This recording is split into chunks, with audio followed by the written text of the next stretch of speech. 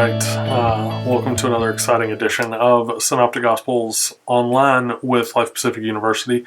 It's Professor Ryan Litton, and today we're going to be talking about the biography study. And as you can tell, I rearranged my office a little bit. I had to put Grogu in his proper place, and my books are still here. They're just off screen, and so just move things around a little bit. So hopefully you enjoy Grogu, and oh no, Zartan has fallen. So prop him back up there. There we go. All my little action figures. Yeah. Ahsoka and Boba and Grogu. Yeah. Super nerdy here. Anyway. So for the biography study, you can see here, we will use the skills and disciplines you've gained so far this semester to analyze those sections from each of the Synoptic Gospels that tell us about the life and ministry of characters. By creating a biography character study for one of these persons or groups, you'll not only have the opportunity to examine the forces that shaped their lives, but also have the opportunity to evaluate their roles in the Gospels and their significance to the overall message of the Gospels. You want to choose your topic early in the semester so you can make full use of your time reading through each of the Gospels. Now, I do apologize for not making this more apparent to you earlier in the semester. That probably would have helped you out quite a bit, so apologies there. So the suggested biographies are either Peter or John the Baptist, or if you want to do groups, you can do the Pharisees, you can do the disciples, or you can do women. If you really have just an urgent need to try someone else or a different group, you can let me know, and then I'll potentially approve that for you, but I'd recommend just going with one of these. Okay. So once you've picked your character or group, what you want to do is scan the Gospels. Now notice here, scan is bold. I do not mean read the Gospels. I mean scan. Hopefully your grid from your worksheets on Matthew, Mark, and Luke will help you here, and you can just sort of scan through quickly to see where people are and what they're doing and that sort of thing. So you're going to scan through looking for passages that tell you what kind of person or people they were.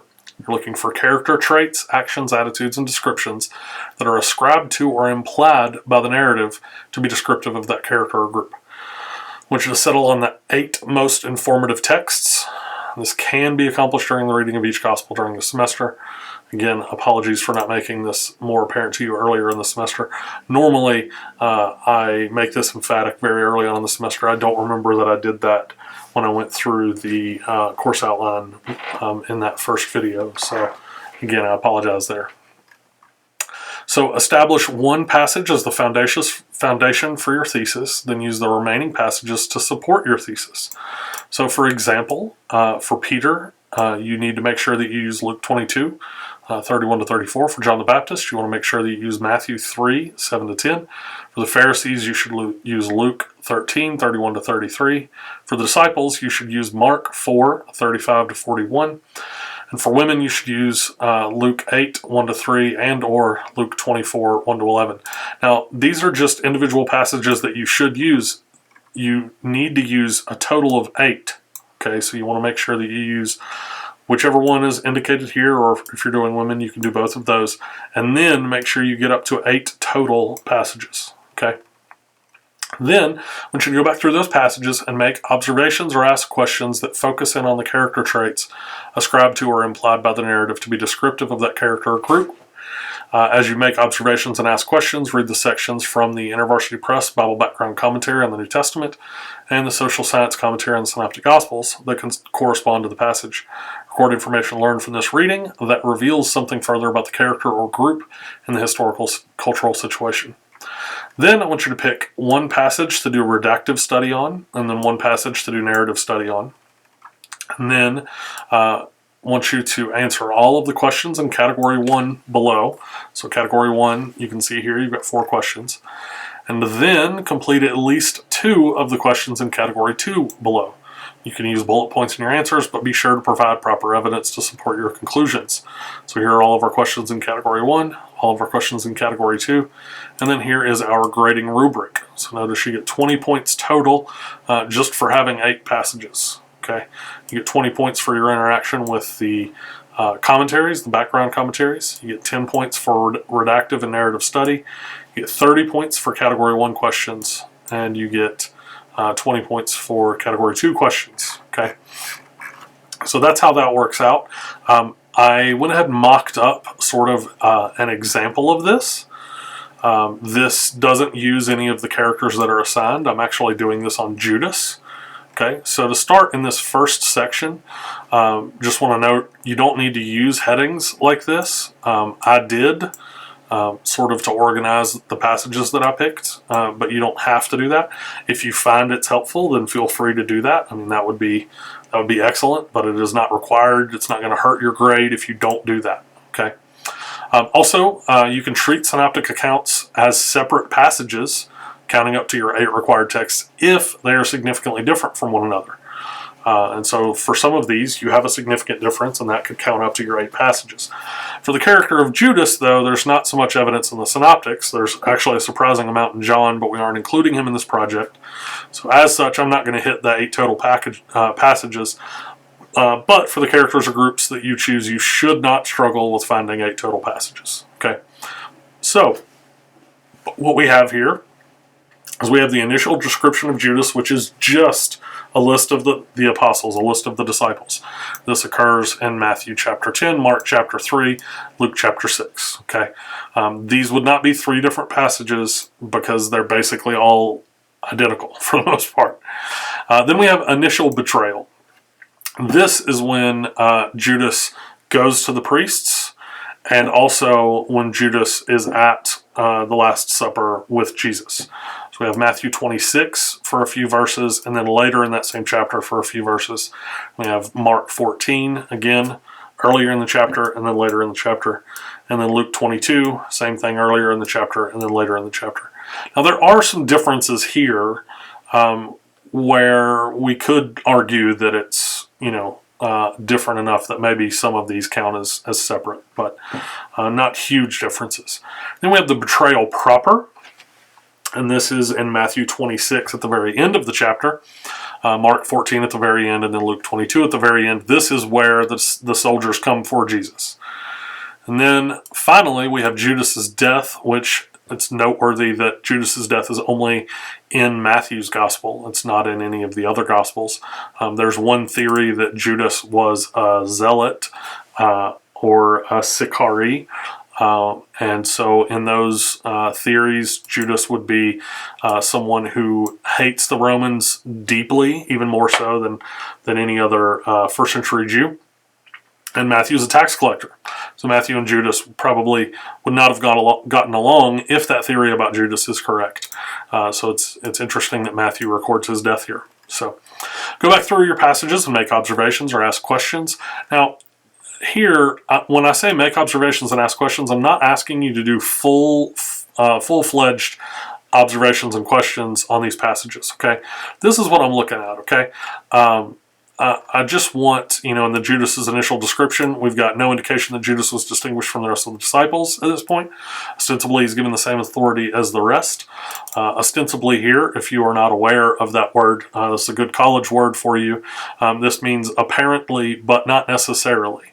So this is sort of like saying, it seems as though he is given the same authority as the rest, but perhaps he is not. We're not 100% sure, but we don't know one way or the other. Okay. Why is Judas the only one with the last name? That seems to stand out. 12 disciples correspond to the 12 tribes.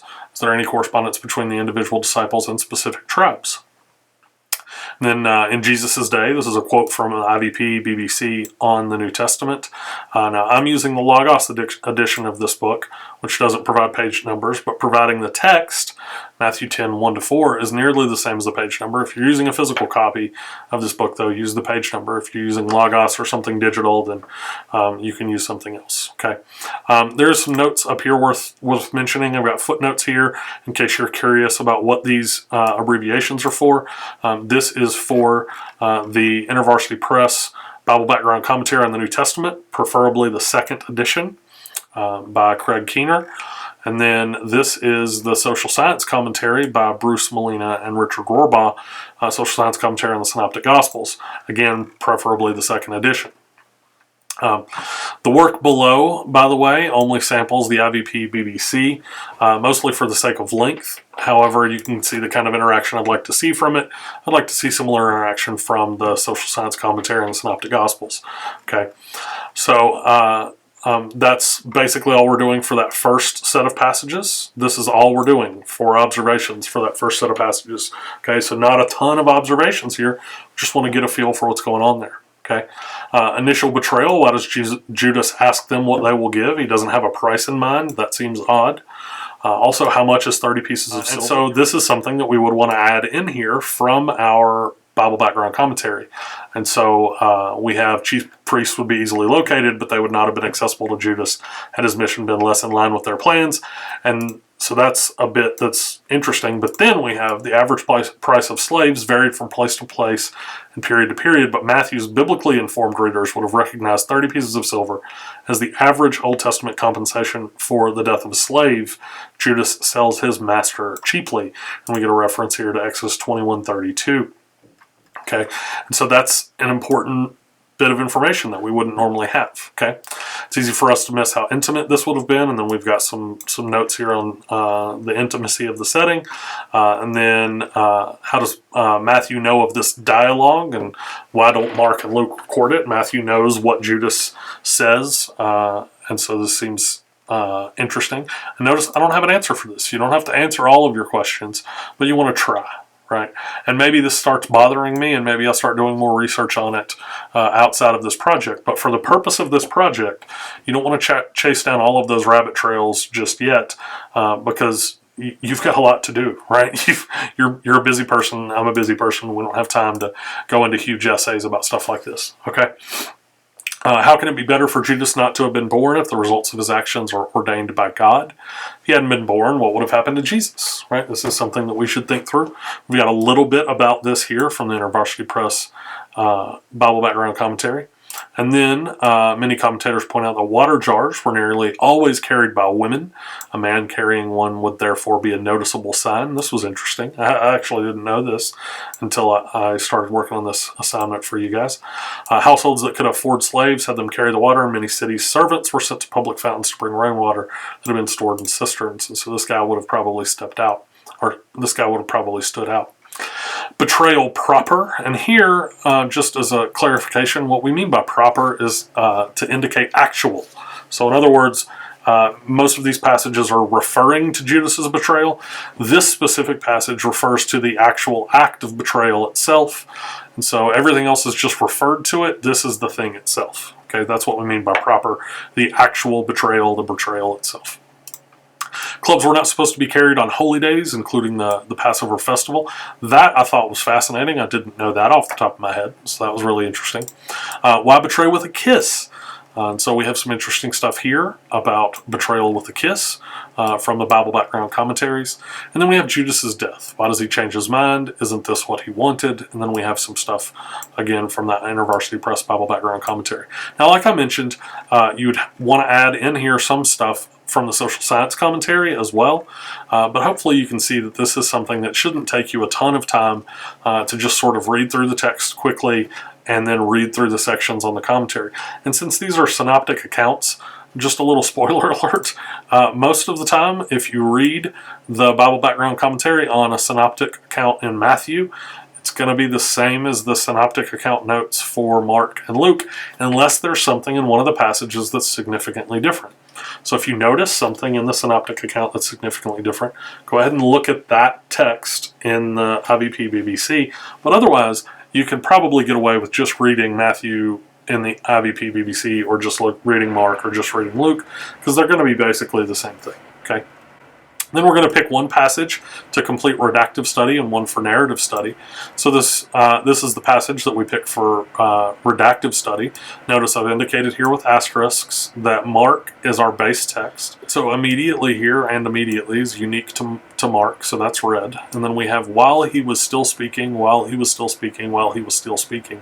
This is in all three accounts. And so this is going to be in Matthew, Luke, and Mark, and so we're going to indicate that as brown. Okay, and then Judas is in all three of them, so that's going to be brown as well. But in between those, you have there came a crowd, and the man called Judas. This is unique to Luke. And then both Mark and Matthew add to Judas that he came, or that he arrived. So that is going to be purple, because red and blue make purple. We have one of the 12. That's in all three of them. And then in Luke we have was leading them. That's not in anything else, just in Luke. And then we have a long section that is very close in Matthew and in Mark. And all we have here is Matthew adds great and of the people. Mark adds and the scribes and lead him away under guard when and he went up to him. Okay, so Mark has a lot of extra detail here. So this is real quick redaction criticism. This isn't a huge passage. We just did a little bit of it. And so I've got here's a great example of Mark's affinity for immediately. Mark uses this word, if you recall from that lecture, uses this word more times than the rest of the New Testament combined. Uses this word all of the time.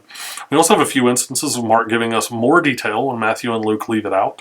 Mark alone tells us that the crowd is from the scribes, not just the chief priests and the elders.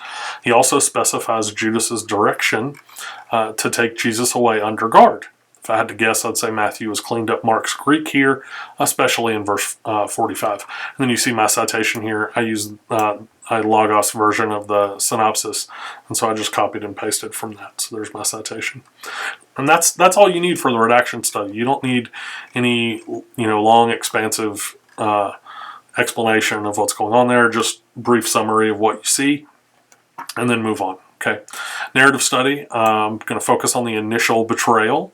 So here's our passage. Our setting. Here we have an upper room where Jesus and the disciples eat the Passover meal. Characters. Peter and John, and I'm going to say Luke characterizes them as leaders by singling them out as two disciples trusted to go to a secure location. Now this is beyond the scope of what's necessary, since the narrative study is specifically on Matthew's account. However, if you find a detail like this helpful, including it will not hurt you. And I did find this pretty interesting, that Luke specifically indicates Peter and John, whereas Matthew and Mark indicate that it's just the disciples that go. So I thought that was interesting. It's worth adding in here, just to add it in and make sure that you clarify that it's only in Luke if you're going to add something like that in. The disciples, they are characterized as proactive, approaching Jesus to determine where to eat the Passover. This is in contrast to Jesus seeking them out to instruct them, contra Luke's account. So this is what Luke says. Luke says Jesus seeks them out. The other two say that the disciples seek Jesus out. Then we have a certain man, which is just odd. Not much is known of this man, though Keener points out that he would have stood out from the crowd because women normally carried the water jars. We probably want to put a citation to Keener in here. Forgot to put that in there, but we probably want to add that in. So I'm just going to scroll up here and yeah. So we're going to add in this citation. Okay, so yeah, there we go. Then we have the master of the house. Now again, this is only in Luke and Mark, so we want to make sure that we indicate that. Again, not much is known. Apparently, he is somewhat wealthy. He's willing to extend pretty significant generosity to Jesus and his disciples. And we have Jesus. Jesus is a little cryptic, sending them to strange places to ask things of strangers. And then once they get there, he indicates his impending betrayal. So Jesus is a little strange in this passage. And we have Judas. Judas plans to betray Jesus prior to this event. It's curious what this dipping means. The one that's going to betray me is the one that dips in the cup. Surely if Jesus said that prior to doing it, then Judas would have avoided dipping it. And it's not like Jesus has his hand hovering and he's like, the one that dips with me is going to betray me. And Judas jumps across the table or something so that he can dip with him to be like, yeah, it's me. That's just not what happens. If he says it after, though, then wouldn't everybody identify Judas? It's kind of a strange thing. Also, why does Judas then ask if it's him? Because Jesus has given him a pretty clear sign. So there seem to be more questions raised here than answered regarding Judas. This is kind of an interesting passage. Then the plot. Our initial conflict is just where's the Passover going to be celebrated, but it's a pretty minor conflict. It's resolved that it's in the upper room of a stranger's house, indicated by yet another stranger. Our larger conflict is that Jesus will be betrayed. The resolution to that within this narrative is that the only resolution is that Jesus and Judas clearly know who the betrayer is. It's unclear if the other disciples have understood this as well. This sets up an even larger conflict to be resolved later when the betrayal is carried out. Okay, and so this is our narrative study. All right. Begin your biography by answering all of the questions in category 1 and 2 of the questions in category 2. So all of our answers in category 1, you can see here, these are pretty short answers, right? Now I do say provide proper evidence. I really ought to be adding in here at least some references to the passages. I didn't do that. I should have added that in there. So that's something that you're going to want to do in your assignment that I should have done in mine. But, which character, quality, or trait was most beneficial to the person and why? Judas is a conflicted character. He doesn't clearly fit into any categories. He betrays Jesus, but his betrayal makes little sense. Why such little money? Why the response to Jesus' statement about dipping? Why does he kill himself afterwards? Probably should add that in there, right? So it's kind of hard to fall on something there with Judas. The person or group experiencing special transforming moments. Judas obviously experiences deep remorse, which complicates his character further. He then eventually takes his life out of remorse. How did the person group influence his or her times? Gospel authors do not seem to remember him fondly. One or two or three most important lessons you might learn. Judas was Jesus during his entire ministry. He must have healed people, ministered to people, etc. His betrayal makes little sense, and at the very least serves as a warning to us, as Jesus said, many will recount their deeds to Jesus, only to hear, "Depart from me, I never knew you." And the same thing down here. We're just going to do 2 quick answers to 2 of the questions for category 2. You don't have to do these questions, you just have to do 2 of the 4 questions there. And that's it. That is the biography study. Okay, so this is a relatively short assignment, in my opinion. It should not take you a whole lot of time. I am going to upload this to Moodle so that you'll have access to it. And like I said, you're not going to be doing Judas. He's not one of the options. And so you can't do Judas. So none of my work here is going to be replicated. But you can see what I'm looking for here, right? I've done all of this. This is my work, and so this is what I'm kind of expecting from you, at least to some degree, right? Obviously, you could do lots more. There's a lot of other things you can follow up on, but we're not trying to do that right now. That's not the goal of this assignment, not the goal of this course, okay? So I look forward to seeing your biography projects. This is one of my favorite assignments to grade. It's just always fascinating to see what you guys learn when you're going through these characters or groups. Really looking forward to that. So see you later.